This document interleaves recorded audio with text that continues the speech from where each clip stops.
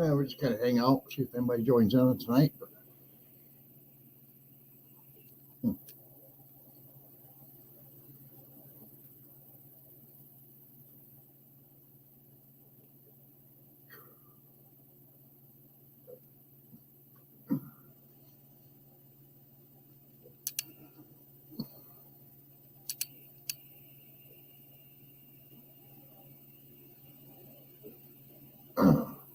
Camera's doing weird things to me tonight here.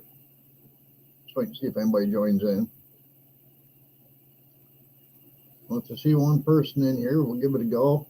If you're already here watching or whatever, don't be afraid to check something out. Say hello or something so I know you're here.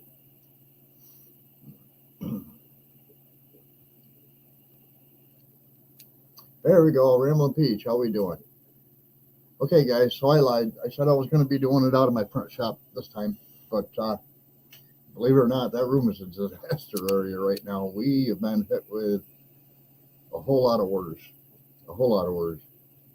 My employee, Jim, as I've said before, he has a Whatnot channel, and he is really pushing all of my products really hard on his Whatnot channel, and he's been taking orders and getting names and bringing them over to me, just going, this guy wants this guy wants that, this guy wants this guy wants that. And at the end of the day, I ended up getting like a $600 order from one of the guys that just started out getting a coffee mug. And he put in a huge order without even receiving the mug yet. He just got sent a picture of each side of what his mug looked like. And he's like, yeah, I want to order 10 of these, I want 10 of those, I want this, I want that. And he's just ordering like crazy on me. So I'm working on trying to get him caught in on it. And then, of course, I've had other things going on too. One of them is working on my laser, the CO2 laser downstairs. It's been giving me fits on one project or one product line that I really, really wanted to perfect. So I've been spending a lot of time down there trying to get it to work. And the product line is keychains. Simple bottle opener keychains. And I thought because they're made of stainless steel that I would be able to make them so that they would actually come out looking really great. Pretty shiny, brand new looking and all that stuff. Getting the settings set up for it and everything else. That's been a real pain. I mean, they're not expensive, thank God, because I've ended up throwing away a whole lot of them. And I'm trying to get people to understand that some pictures just won't work on things like that. You know, they look good on the coffee mug. They may look all right on the nightlights that I do, but sometimes pictures just don't work as well as words do. So that's been quite an issue. And of course, I had to sidestep Jimmy on this one because of the size of the order and stuff. I told him, I said, look, I'm gonna give you something for doing it, but here's the deal: is that I have to maintain the relationship with the customer. So, and he can we can drop ship for him, so he doesn't have to order a whole bunch of stock, pay shipping and handling for me to send it to him, and then figure out how to repackage it and pay shipping and handling again to send it out to where it's got to go. Although he does do Whatnot, and he's a real popular Whatnot guy. I was like, okay, well, you know, let's see what we can do with this guy. And I actually told Jimmy, I said, well, get a hold of this guy. His name's Scott, but he goes by Scoot. And I told Jimmy, I said, get a hold of this guy and tell him that I can't do his picture. He has like 3 cats in his logo with Thug Life on the hats and stuff. And I told him, I said, it's just not going to look good. And he was talking about changing his name to Scoots Loots. And I think I've got him talked into doing, you want bottle openers and stuff like that. We can put Scoots Loots on there, and we can make it look cool, but we can't do the cats. That's almost an impossible thing. But he wants shirts, he wants coffee mugs, he wants cats, he wants slate coasters, he wants all kinds of stuff. So I'm working with him direct now and saying, look, you know, this is what I can do. Let me see what we can work together on. And of course, while I'm in there working on all this stuff with him, Jimmy's out here working in my hallway. We do have in the hallway down here, we have 2 out of the 3 walls done now. Well, not done, but covered up anyway. And the electrical all back in place and tucked in where it belongs and whatnot that we had to redo. And so that's been a pretty good chore. He wasn't here yesterday, so when I found out he wasn't going to be here yesterday, I bailed. I couldn't be here any longer. I had to get out of the house for a while. And my mom wanted me to stop and get her a bottle of booze too. So, hey, when somebody 88 years old tells you they're out of booze, you got to go make the trip. I don't care. I just got to make it work. But yeah, so I haven't had time. I've got that other camera, and I haven't had time. The computer that it was connected to, I had to take that and tear it all down and clean it out because, it's been in a room where there's a lot of dust from the fabrics moving around and stuff like that. So I'd take it all apart and blow it out and put it all back together again, get everything all cleaned up.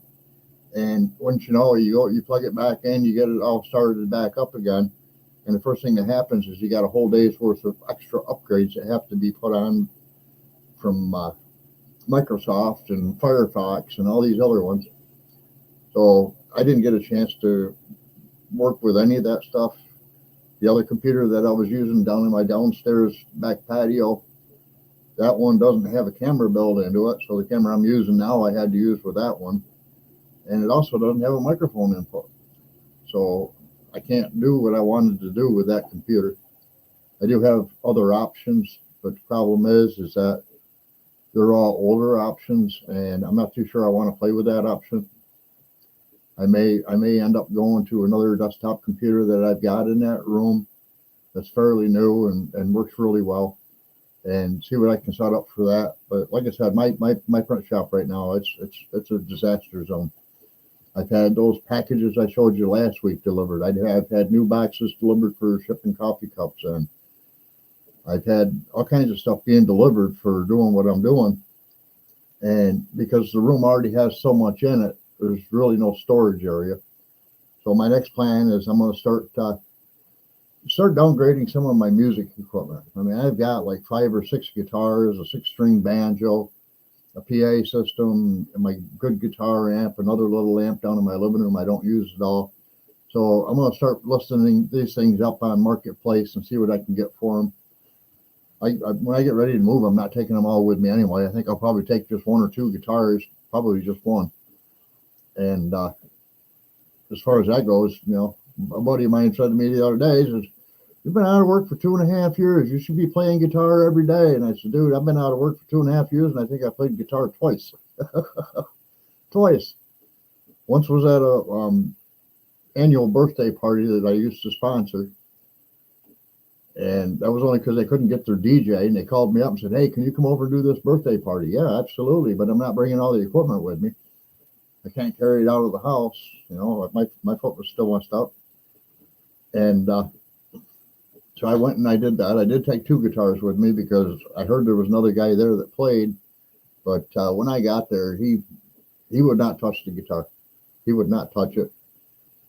And it wasn't just me trying to say, "Hey, there's a guitar right here. You can play. It's all in tune and everything ready to go." And he just wouldn't do it. He was like more like I came to visit and hang out. I didn't come to entertain, which is understandable, I guess. To be honest with you, I think a lot of that has to do with some people hear me play and they're just like, "Yeah, I'm not going to try to keep up with this guy." That seems to be a real big one. I don't know. My first guitar was handed to me at the age of 5 years old. It was an old folk guitar. If you don't know what that is, it was a hollow body guitar, but they were big hollow body guitars. And I had to play it with my arm over like this with it half laying in my lap just so I could even touch the strings. And then I had trouble getting my other hand around the neck because it was twisted at such a weird angle. And I thought it was kind of funny. My parents had bought me that guitar. I don't think they paid very much for it. But my dad had a really nice Sears and Roebuck guitar. And when he was at work, which was like every day, I'd get out of school. I'd go grab his guitar, plug the amp in, plug the guitar in, and just jam out in his bedroom on his guitar until he got home. And he came home early one day and heard me in there doing it. And he says, all right, come on, get in the truck. And I was like, what? And he said, get in the truck. We're going shopping. All right. So I put his stuff away, and he took me to our local music shop. And I found a guitar that I really fell in love with. And he bought me that guitar, and he bought me an amp that was just like a little practice amp. And then the little, hey, how we doing, White Rock? And I kind of grew out of that little practice amp pretty quick. I didn't like the sound of it. It was terrible. It was like listening to an old radio station that you couldn't tune in. It was very staticky or whatnot. So him and my mom got together, and they bought me a really nice crate amp for that Christmas. That was expensive. I don't know what they paid for it at the time, but I know it was brand new when they bought it for me. And then after that, I got hooked up with the guy at the music shop. Here I was, a young kid, and I actually had credited a store where I could go in and I could pick out anything I wanted or whatnot. And we got into a really good relationship as I got older and I was working all the time and stuff. We actually had a really good relationship where people were going in to his store and trying to sell him back things that they bought because they couldn't afford to pay their rent for the month or whatever. And he did it for quite a while. And then he finally said, I'm not doing this anymore. And I was like, whoa, hold on, Al. Let's not be so fast about this one. I says, I'll make a deal with you. You tell me what it was worth when they bought it, and I'll tell them what it's worth if I buy it back. And I'll give them 90 days to come back with the money to take it back home or it becomes my property. And I ended up with a whole basement full of band equipment, basically. I had a really nice PA system. I had all of my own guitars and stuff with amps and whatnot. I had bass guitar amps, a whole set of drums. I actually started a whole band of people that knew how to play music but couldn't afford to buy the instruments. And I told them, I said, well, I'll make a deal with you. If you guys can all get together and start lining up some gigs together, I'll take 10% off the top of whatever you make for that gig until you pay off the equipment you're using. And I did that for many years. And actually, I got into doing repossessions with the elf from the music store as well. Because when he went to repossess music, he was an older guy. And I was young and strapping. I was like, heck yeah, let's go. I'll drive the station wagon. You just tell me where we're going and what we're picking up. I will pick it up with you. And we hired a couple other guys to go, and we ended up going around all over New York State, basically, where these bands owed him money, and they weren't paying him the way they were supposed to. So I got hooked up with him on that, and that was a pretty cool gig for a while. Of course, somebody's up on stage playing music, and they owe you a lot of money, and you go up and take the instruments they're trying to make your money with. They ain't happy. They ain't happy. So we had some strapping boys with us, and they were there for a reason. They were more like bouncers. But yeah, I did that for years with him. And after probably about 2 years of working with the guy, I never owed him another dime. And he actually was paying me to go into his music store and give beginning lessons and stuff to people. So I thought that was a pretty cool arrangement. What a way to grow up, My dad was a self-taught lead guitarist, so I learned country and I learned rhythm. And the only real lead song I ever learned was Wipeout. And my dad would actually make me go up on stage and play Wipeout to get the rest of the guys in his band to take a break because he wanted to go pee or do something else. So, I'm going to call my son up here. He's got one song he's going to do for us, and then we're going to take a break. And my dad would just walk off stage and hand me his guitar, and I'd go up and I'd play Wipeout. Wear the drummer out, wear the bass player out and everybody, and then they'd all just sit down, and it was all good. Yeah, it was music mafia, Moffitt's Music Mafia. We'll make that a tongue twister.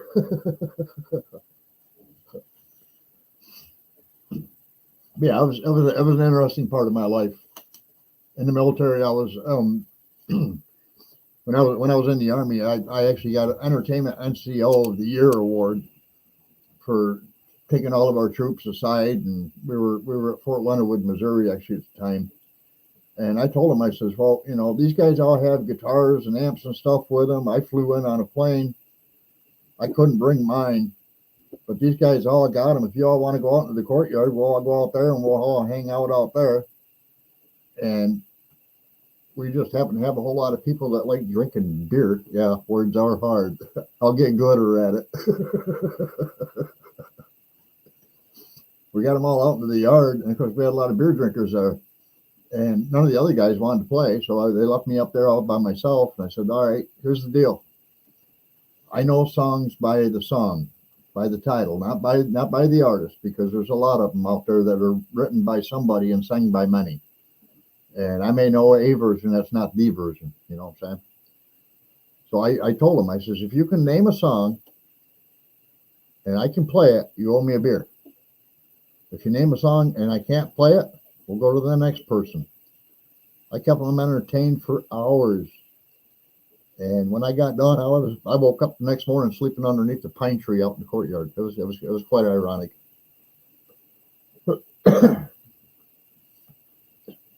So, Jason, how is the YouTube studio going? Have you got the mill running yet? I've been watching you. You and Tilda K both. I've been watching you boys.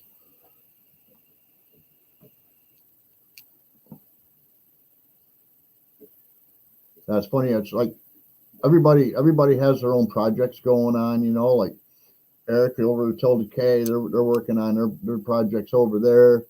Then you got Jason and Tara at White Rock. They're over there building their YouTube studio. And Dave just finished doing his bathroom. I haven't seen the final video of it yet because he hasn't shared it. But he's working on that. You got Anthony and Roxanne. They've been working on their garden fencing and stuff and building the new dog area. And then you got like Gypton Dreamers 5 is getting ready to do their dog area now. Melanie and Gary are doing her back deck. Mama V is getting ready to do the rest of her roof. She was just doing electrical today, starting on it. And it's like everybody's got these little projects going on. I've got one on my back porch. I got one over here. I got a bathroom that I redid when we first moved in. I spent 6 months in that bathroom, just leveling the floor, tiling the floor, tiling the walls, making it look real pretty, putting in a new shower, new toilet, redoing the whole vanity and everything. And now I'm getting ready to tear that whole floor back up again because I don't like the way it looks now. It's been down too long.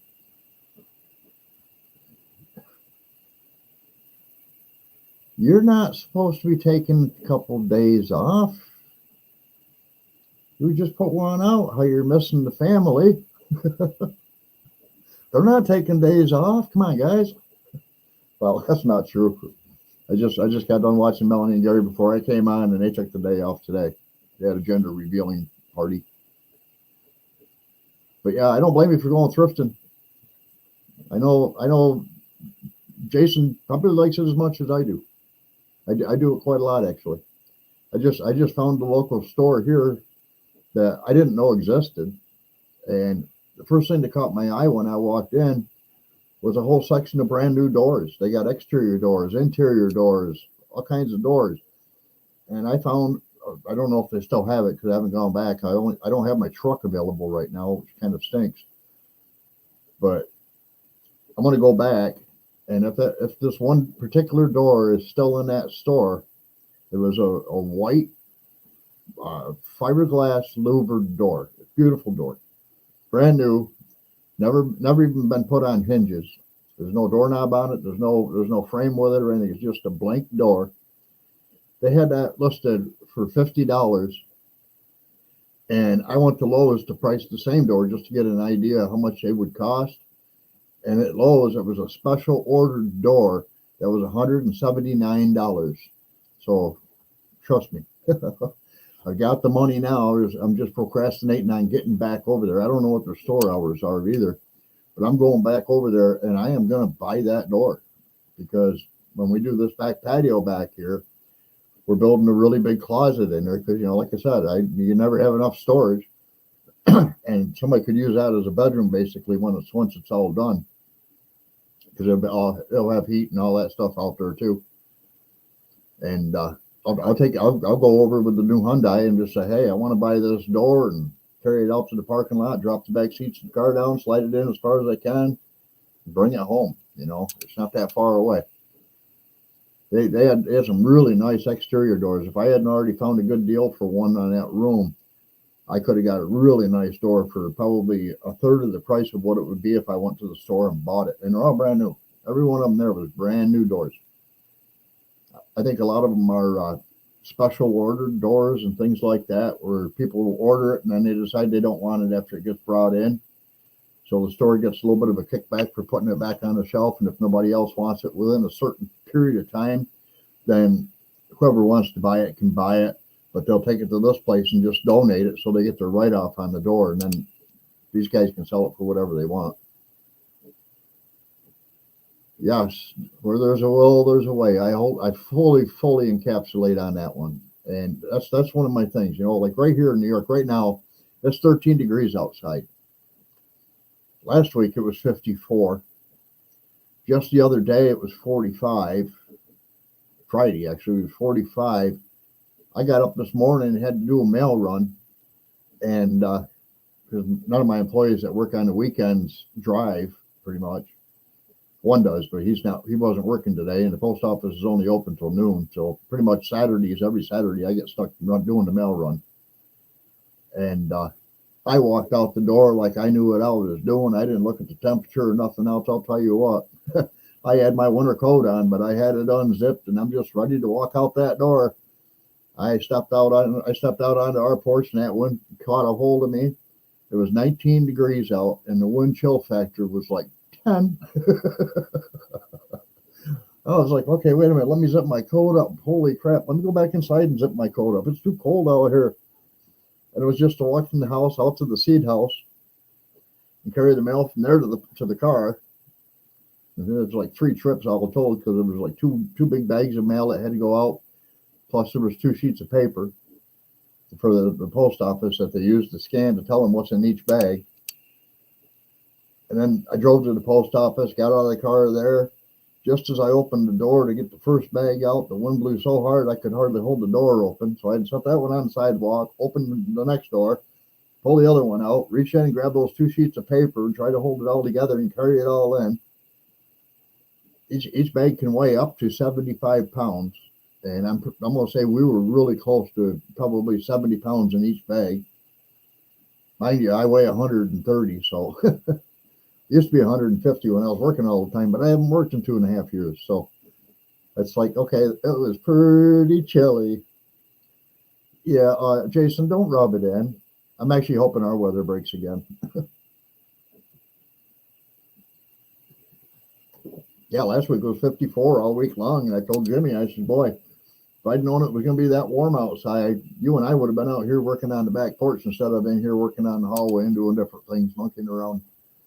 But that's just the way life goes sometimes, you know. You just, everything's played by ear, and sometimes the ears are ringing and you can't hear what's being said.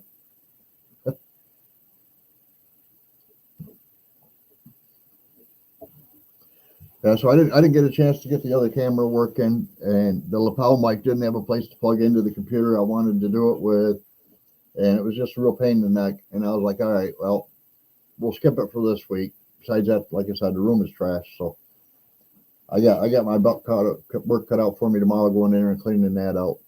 And you know, as a lot of you guys know, back here behind me is my security system.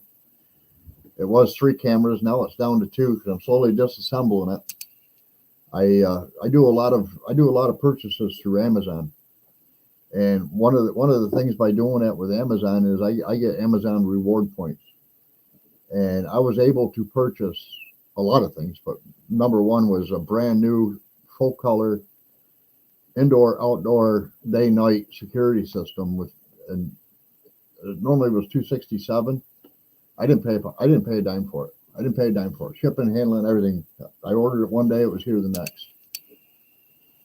I've been pretty lucky on that because we really do a lot of purchases with Amazon.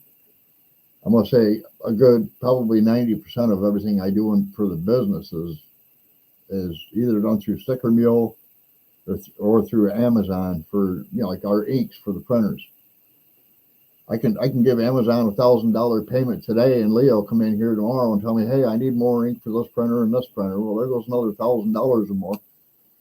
And it's like, I just paid that bill. Oh, yeah, but I got to have this ink. Well, okay, well, I'll order more. So Amazon loves me.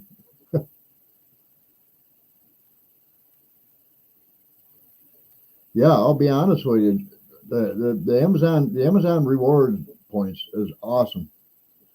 And they don't, I've had people tell me, well, if you're in Amazon and you're a Prime member, you order today, you get it tomorrow.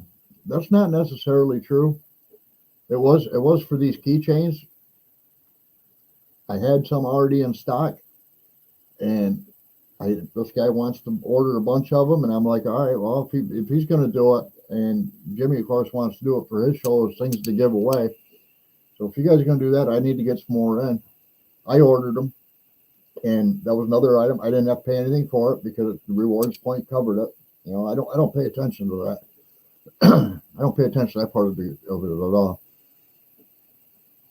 Hi, Arlene. How you doing? Yeah, well, right, this is funny. This is funny. I was just talking to Gary and Mary over there at Junk to Gems this week, and I mailed them a package, and he emailed me back a few days later. It was when I mailed it to him. I emailed him, here's your tracking number so you can keep track of where your package is. And that package went from where I'm at to Rochester, New York Distribution Center, all the way out to Missouri Distribution Center. Then it was back in Georgia the next day. Gary's like, hey, I hope you insured this thing because I don't know if we're going to get it.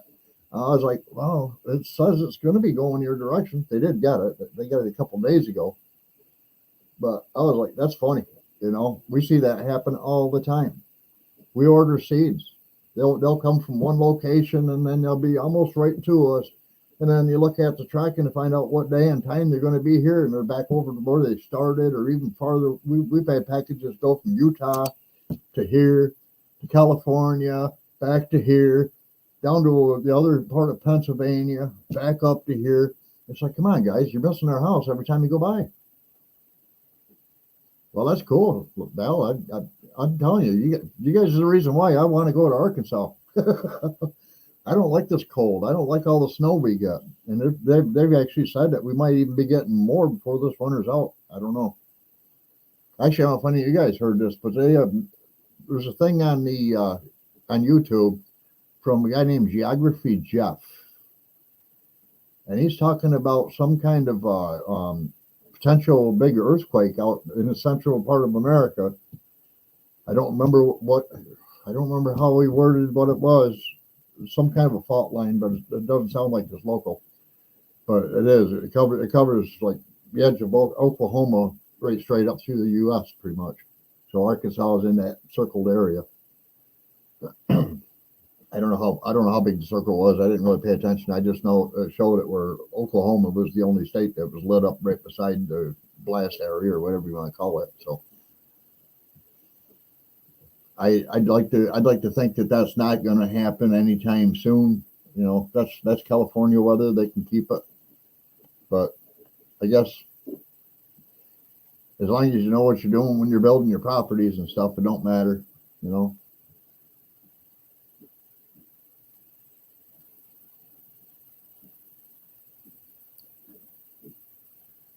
Well, rested is the thing you do when you sit down, and arrested is the thing you do when you get back up and somebody tells you can't do what you're doing.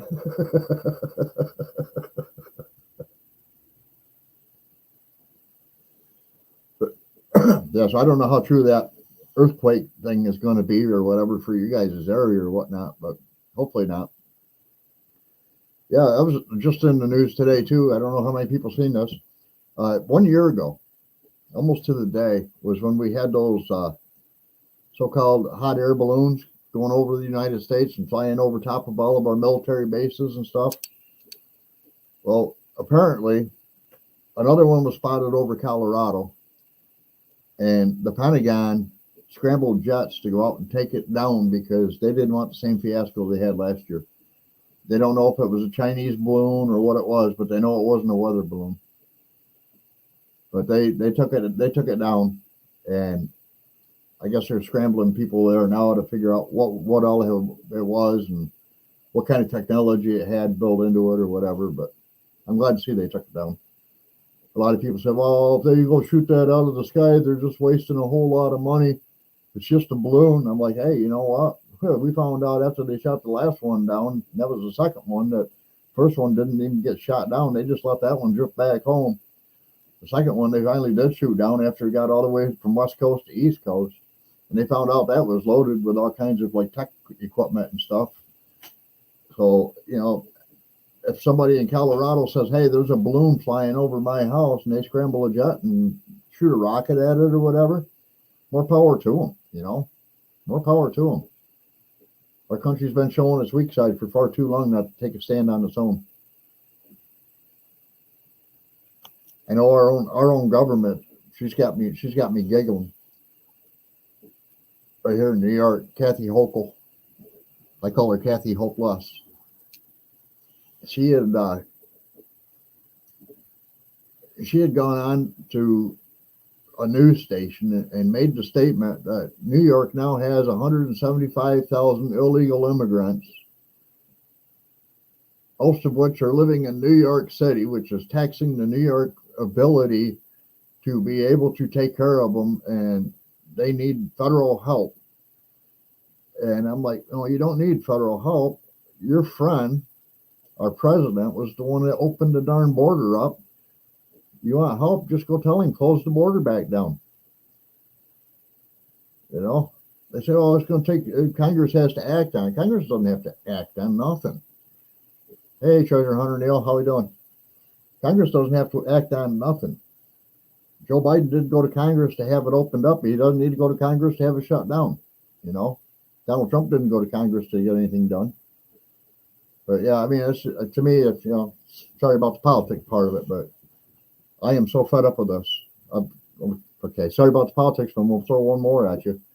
Donald Trump did win the South Carolina primary, and I was really amazed at that because there was a lot of people there that when they went to cast their ballot, the machines weren't working properly.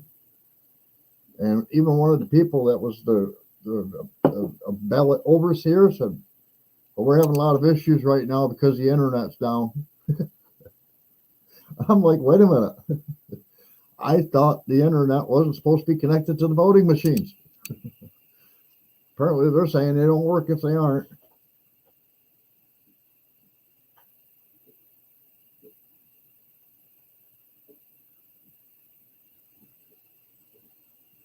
Yeah, I was going to go watch Come On Keeping It Real's chopped barbecued pork today.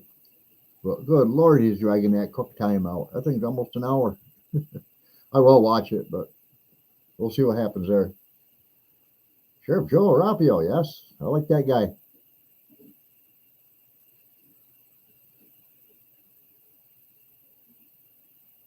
Yeah, what town was I just seen about something like that again? It wasn't a town, actually. Well, it is about a town where there were the governor, the queen. She's been going around and trying to collect donations for her next campaign run. And there were two bars that said, no, we're not supporting you.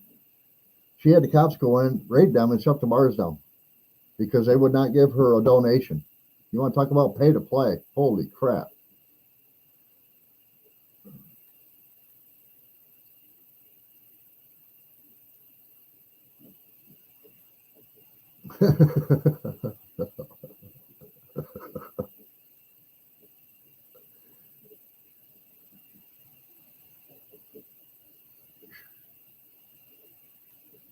I was reading that backwards. I went from what White Rock just said, and I come up to Neil. I'm high on drugs. Oh, wait a minute, he had to have said something before that.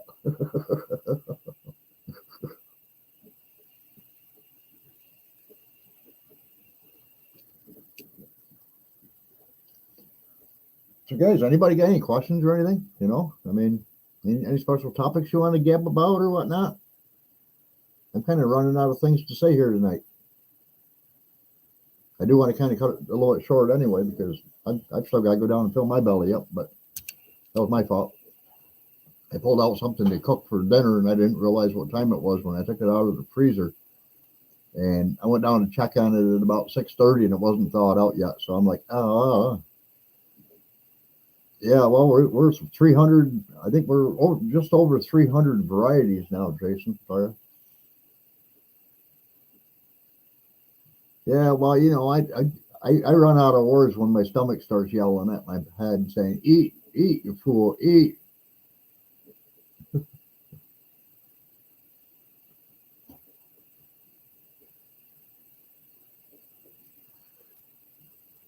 Mail-in packages is very expensive, and they keep raising their price and making their services worse. It used to be that we could ship to Canada, and we had to take Canada off of our list of where we could ship to because it went from being I could send a package of seeds, multiple packages of seeds in one envelope. I could send it from here to California for under $4 a package, depending on the weight. And then it got to the point with Canada, that same package would cost $24 to ship. And we had a lot of Canada customers, and I'm like, guys, I just can't do it. You can't afford to pay this shipping and handling. You find somebody on the New York side of the border that's real close to the border. I can ship them the packages. They can bring them across the border, hand them to the Canadian post, and you pay for the part of the shipping. It would be a lot cheaper. But we had to drop that. And then I couldn't tell you. Well, I couldn't tell you what stamps cost today. We buy the forever stamps, so when we buy them, we don't have to worry about it until we run out. And we buy a lot of them when we buy them because we know it's always going up. But now it's like $4.25 for us to send that same package of seed to California. We can't ship to Canada. If you want to ship to like any of the Virgin Islands, Puerto Rico, Alaska, or any of that, where they have to use like airmail or anything like that to get the packages to them, then you have to fill out all these special forms, even though it's not an international package. You still got to fill out a form that looks just like the international package. And then they charge you extra for that too. Ouch. Dislocated your pelvis. That doesn't sound fun at all there, Neil.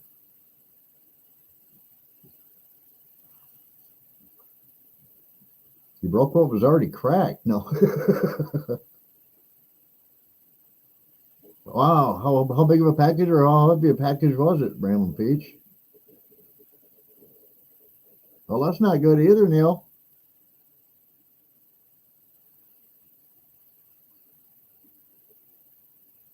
I know the package I mailed out to Gary and Mary was about $7.50, but that was 2 T-shirts, 2 coffee mugs, and a couple other items in it. So I kind of expected that one to be a little bit more because, you got weight in there. 2 coffee mugs is a lot of weight.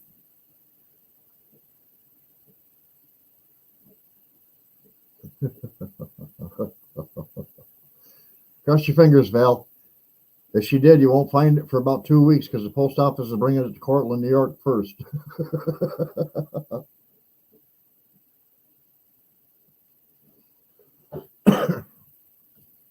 Yeah, I can't get over the postage. The cost of postage keeps going up. The quality of service keeps going down. But back when I had my computer store, I got totally fed up with FedEx. I was custom ordering like special computers for my customers.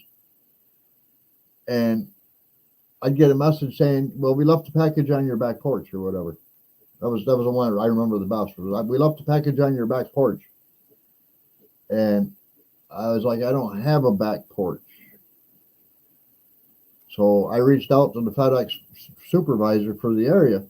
I says, your driver is saying he left my package on the back porch. I do not have a back porch. Where did he leave this package? It's a very special package for a very special customer in my mind, and it's worth a lot of money. Well, that driver got back and he says, well, this is where I left it right here on the back porch. And the supervisor said, well, you're going to sit here and wait a little bit. I'm waiting for him to call me back. He doesn't have a back porch. Well, thankfully, the guy who did have the back porch, which wasn't anywhere near my house at all, period, it was about a mile, 2 miles down the road on the other side of town, basically. He got home from work and seen footprints walking through his back gate. And he's like, who the hell is walking around the back of my house? So he went to investigate it, and he found my package on his back porch, took it in his house, looked up my information, and called me. And he said, hey, he says, in order for me to give you this package, I need you to do two things. I says, all right. He says, I need you to tell me what your address is. So I gave it to him. He says, all right, now I need you to tell me one more thing. I said, what's that? And he said, where's the package coming from? So I pulled out the receipt, and I told him who shipped it to me. And he's like, okay, well, this is my address. I have your package right here. We're keeping it safe inside my house. And I'll be here. He says, bring your ID when you come to pick it up. All right, fair enough. So I got in the car. I drove over, talked to the guy, thanked him very much for, finding this. It was a couple $1,000 package. And I got back home, and I called the FedEx supervisor back up, and I said, all right, I found the package. I said, thankfully, an honest person had it on his back porch, because I don't have a back porch like I told you. I said, this is the address where the package was left off at. This is the address where it was supposed to be going. I don't know how your driver got that so confused that he just decided to drop it off in some stranger's backyard. And that driver got fired that night. The supervisor thanked me for calling him back. They fired the driver. He called me back the next day and told me, he says, you will have a new driver for your local area for FedEx from here on out. And I was like, I don't know if I want to do business with FedEx anymore. That wasn't the first one. But I don't like seeing people get fired, but Jesus, if you can't do your job, you don't deserve having it. You know what I'm saying? Especially something like that. That was almost a $3,000 package left on some stranger's back porch. And the worst part about it, it had what was in the package. Wasn't written on the outside of the package, but the name of the company I bought it from was. So anybody that was into computer equipment would have known. Oh yeah, these guys. Oh my God. That's a computer. Great. I got a free computer out of this one. I never would have heard a word. But I would have to come up with the money to buy another one. Customers pay me to do stuff. I have to do it regardless. I would have done it. I wouldn't have been happy about it, but I would have done it, Sometimes you just got to do what you got to do.